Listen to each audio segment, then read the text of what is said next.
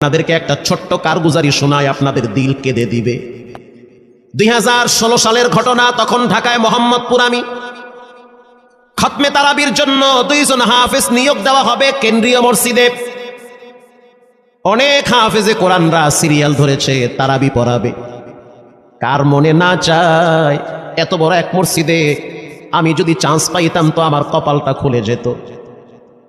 শুক্রবার দিন সবাই দরখাস্ত রাখলো, ইন্টারভিউ শুরু হয়ে গেল। পরের জুমায় অসংখ্য ছাত্রদেরকে দেখছি খতমে তারাবির জন্য ইন্টারভিউ সিরিয়াল দিয়েছে। ইন্টারভিউ বোর্ডের ভিতরে আমি ছিলাম। কয়েকজন হাফেজকে আমরা সিলেকশন করছি যে এদেরকে নেওয়া হবে। এদের তেলাওয়াত সুন্দর, পড়াও বড় মজা। আমরা কাগজগুলো এক জায়গায় জমা করছি। পরের জুমায় আমরা ঘোষণা দিয়ে দিব কোন মায়ের সন্তান চান্স পাবে।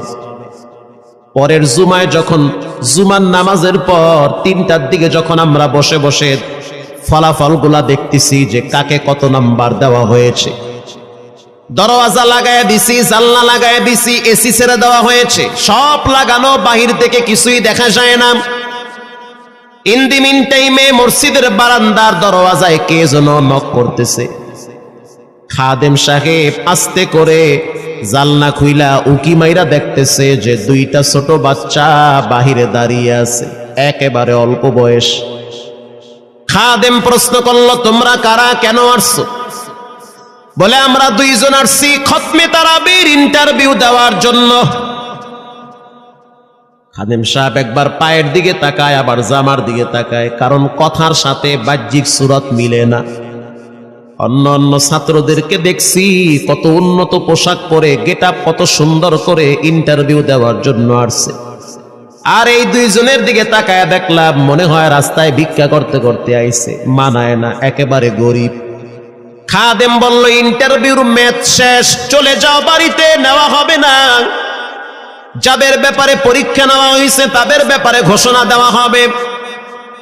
বাচ্চা 2টা নাসরবান্দা বলতে আছে, আমাদের তো টাকা নাই যে আমরা ভাড়া দিয়ে এখানে আসব। বাবায় বড় কষ্ট করে 2-4টা টাকা জমা কইরা পকেটে দিয়া পাঠায় দিছে, এজন্য আসতে দেরি হয়েছে। খাদেমের বড় মায়া লাগছে, কারণ খাদেমও গরিবের সন্তান। ভিতরে গিয়া মুয়াজ্জিম সাহেবের বলতে আছে, ও ভাই, বাহিরে 2টা বাচ্চা দাঁড়ায় আছে, ওরা নাকি হাফেজে কোরআন, কিন্তু দেখলে তো মানায় না। মুয়াজ্জিম সাহেব ধমক দিয়া বলতে আছে, কোনো সুযোগ নাই, তাড়ায়া দাও। খাদেম গিয়া ইমামের কানে কানে বলতে আছে, হুজুর, বাহিরে 2টা বাচ্চা দাঁড়িয়ে আছে, চেহারার ভিতরে এত মায়া, কিন্তু বাহ্যিক সুরত মিলে না, ওরা নাকি কোরআনের হাফেজ। পাশেই তো রহমানিয়ার মুহাদ্দিস সাহেব বসা আছে, তিনি বলতে আছে, কি ব্যাপার, ফিস ফিস করে আপনি কি বলতেছেন? বলে, হুজুর, বাহিরে 2টা বাচ্চা দাঁড়িয়ে আছে, তারা খতমে তারাবির ইন্টারভিউ দিতে চায়। মুহাদ্দিস সাহেব বলল, কোনো কথা নাই, আল্লাহর ঘরের দরওয়াজা খুলে দাও, এখানে কোনো পার্সিয়ালিটি চলবে না। আল্লাহর ঘরের দরওয়াজা সবার জন্য খুলে দেওয়া হবে, আসতে দাও, ভিতরে বসতে দাও। যদিও ওদেরকে দেখতে মানায় না, বংশগত তেমন মর্যাদা নাই, ভিতরে আল্লাহর কোরআন থাকার কারণে আমাদের উপরে ওয়াজিব হয়ে গেছে তাদেরকে সম্মান করা। কোন দিক থেকে মানায় না, কিন্তু ভিতরে আল্লাহর কোরআন আছে, এজন্য তাদের মর্যাদা অনেক বেশি। এবার বাচ্চা 2টা বাহিরে উজুখানায় গিয়া সুন্দর করে উজু বানাইল।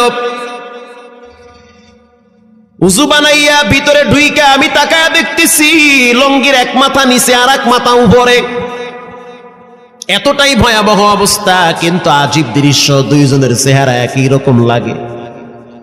2 জনের চেহারা একই রকম লাগে, কে বড় কে ছোট বোঝা বড় কঠিন হয়ে গেছে।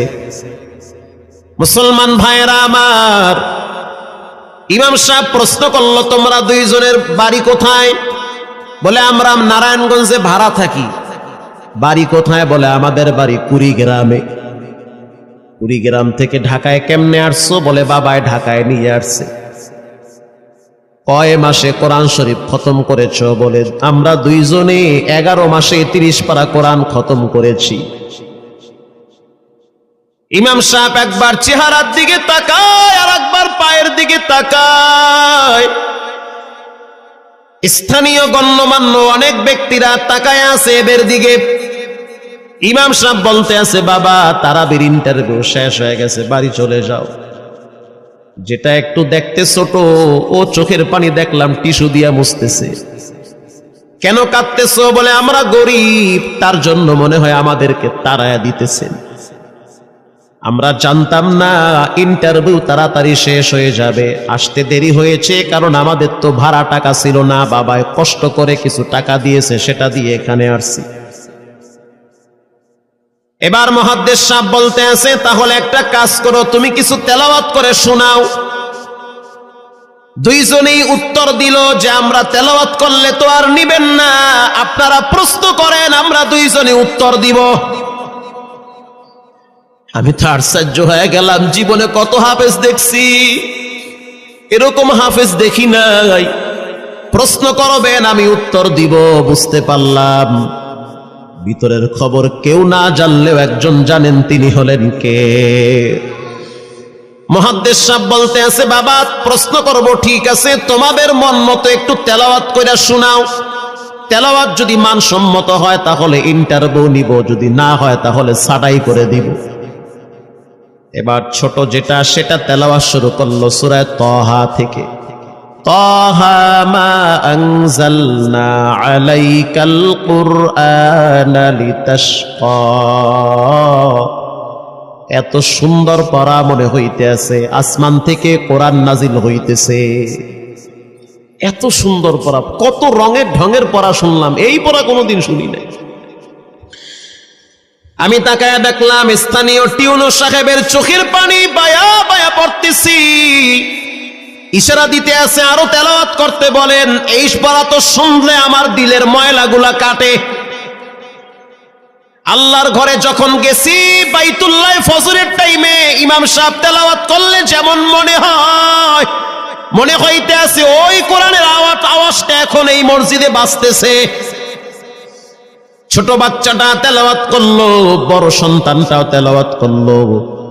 এবার যারা হাফেজ সাহেব ছিল তারা প্রশ্ন শুরু করলো। যেখান থেকে প্রশ্ন করে পৃষ্ঠা ঠেকায়া দেয়, একটা জায়গায়ও আটকাইতে পারে না। এমনকি বাচ্চা দুইটা এটাও বলেছে, যদি আপনাদের যদি ধৈর্য থাকে তো আমরা দুইজনে পুরা 30 পারা এখানে এক দাঁড়ানে পড়ায়া দিব। আশা করি একটাও বাঁচবে না। এত সুন্দর পড়াশোনার পরে মোতাওয়াল্লি সাহেব বলল, সব বাদ, আমার কাছে এই দুইজনই পছন্দ হয়েছে। এই দুইজন রে মোতাওয়াল্লি সাহেব দাঁড়াইতে পারে না, হুইল চেয়ারে বসে থাকে, কাছে ডাইকা বুকের সাথে জড়ায়া ধরছে আর বলতে আছে, আল্লাহ এমন একটা সন্তান যদি আমার থাকতো জীবনটা ধন্য হয়ে যেত। আমার মৃত্যুর পরে একটু হইল তেরা কোরআন তেলাওয়াত করতে পারত। নিয়োগ হয়ে গেল, তারাবি শুরু হয়ে গেছে। মোহাম্মদপুর থানায় গিয়ে খবর নিয়ে দেখেন অনেক পুলিশরা এই বাচ্চার পিছনে দাঁড়ায় দাঁড়ায় নামাজ পড়ে চোখের পানি ছেড়ে কেঁদেছে। শুধু তাই নয়, অনেক হিন্দু মহিলারা পর্যন্ত রাস্তায় হাঁটার সময় তেলাওয়াতের আওয়াজে দাঁড়ায় দাঁড়ায় কোরআন শ্রবণ করেছে। শুধু তাই নয়, অনেক বড় বড় ডাকাত, মাস্তান, সন্ত্রাস, কিশোর গ্যাংরা পর্যন্ত দাঁড়ায় দাঁড়ায় কোরআনের আওয়াজ শুনেছে। 17ই রমজান তেছে বদর দিবস, হাজার হাজার মুসল্লি দাঁড়িয়ে আছি। ইমাম সাহেব জানে না যে এরা দুইজনে আপন মায়ের পেটের ভাই হয়, এটা ইমামের জানা নাই। দুইজনে তারাবি চলতে আছে, চমৎকার পড়া, পিছনে শত শত মাওলানা মুফতি দাঁড়ায় থাকে। মনে হইতেছে তেলাওয়াতের আওয়াজে আরেক জগতে হারিয়ে যায়, এত সুন্দর পড়া। তারাবি শেষ হয়ে গেল, মুসাফা শুরু হয়ে গেল। বাচ্চা দুইটারে কেউ বুকের সাথে জড়ায়, কেউ কপালে চুমা দেয়, বলে আল্লাহর কোরআনকে চুমা দেই।